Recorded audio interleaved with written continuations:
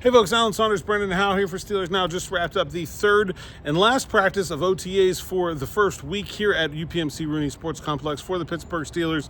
Unlike yesterday's rain-soaked, kind of messy affair, a pretty crisp practice today. I feel like we learned a lot about the team. Brendan, you were on the offensive field, and it seemed like there was a real focus on pass protection for guys like Kenneth Gainwell, Caleb Johnson. Going to be a big area of emphasis for this team in 2025. Yeah, we don't know who's going to be behind center yet, whether that be Mason Rudolph, Will Howard, or 40-year-old, 41-year-old Aaron Rodgers.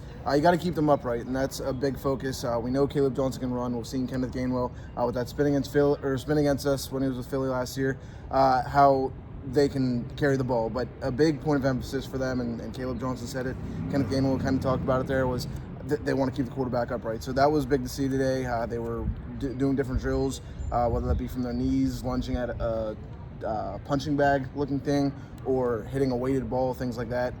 It was something they were focusing on more than taking handoffs and catching passes and stuff like that today.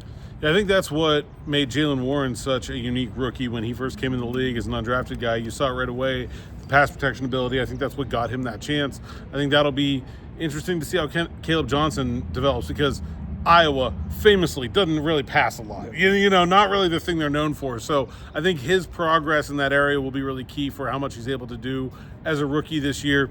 Over on the defensive side of the field, I was really focused on the secondary today. I haven't spent a lot of time over there, and really came away impressed by the way Gerald Alexander has that group going through what it's doing in terms of stressing their communication. They're making checks at the line of scrimmage, and trying to work on those issues that really frustrated this team last season. You know, I think the biggest issue with the secondary last year was communication. I don't really think you can say it was anything else, and they're bringing back most of the same guys. They got Darius Slay instead of Dante Jackson. It could be an improved group, I think, but like it's not that big of an impact on the talent. It's about those communication things, and so we'll see if Gerald Alexander is able to have some success. Really like the way he was putting them through stuff. I got a little clip up there, and the Sights and Sounds video one up here on the YouTube channel. It's not necessarily the most gripping like video. I understand, like you're just watching guys in like walk through pace moving around, but I think it's like that's the big issue for the secondary from last season. So really interesting to see how they're approaching that problem as well. Talked to a bunch of guys today. I feel like maybe 8 or 9 guys talked after practice today. Highlights. I know you talked to Kenneth Gainwell and Johnson. Who else did you talk to today that stood out to you? Now that you say that, it kind of blanks on me. Tall tight end. Oh, Donald Parham. Talked to him. He said that working alongside these guys is something that he's had fun doing. Pat Fryermuth has been a real leader. He says that Darnell is bigger than him, and he's not used to people being bigger than he is. He's taller than Darnell Washington is, which is surprising in itself because he's a huge guy.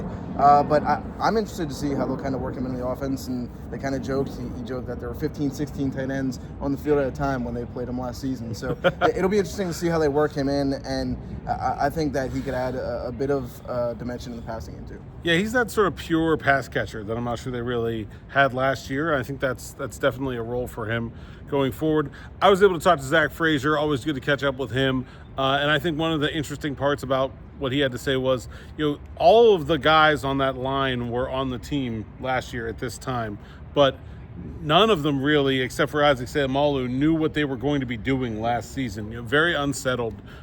Frazier, whether he was going to beat out Nate Herbig for that center role. Basically, McCormick probably didn't expect to play at all. It was third on the depth chart at guard, and what was going to happen with Fautanu and Broderick Jones. You know, they were kind of battling for a right tackle spot last year. Now Jones at left and Fautanu at right. We talked a lot about those tackles, but I just think the whole of the offensive line, all 5 guys here together. Seumalo, you know, obviously a veteran, not, you know, this process doesn't matter that much to him. But for those 4 younger guys, I think the fact that they're all here, they're all together and in their spots is really impactful for them, that they can really start to fine-tune details together, knowing, hey, I'm going to be playing beside this guy and this guy all season long, and they're here with me right now. I think that's really important. Another guy I talked to today that is an interesting guy for me is Corey Trice. You know, I'm really interested to see what his season goes like. Obviously, they bring in Slay, but it's just a 1-year deal. It feels like the Steelers are still trying to hold that other spot opposite Joey Porter Jr. open for Corey Trice. He's got to prove he can stay healthy.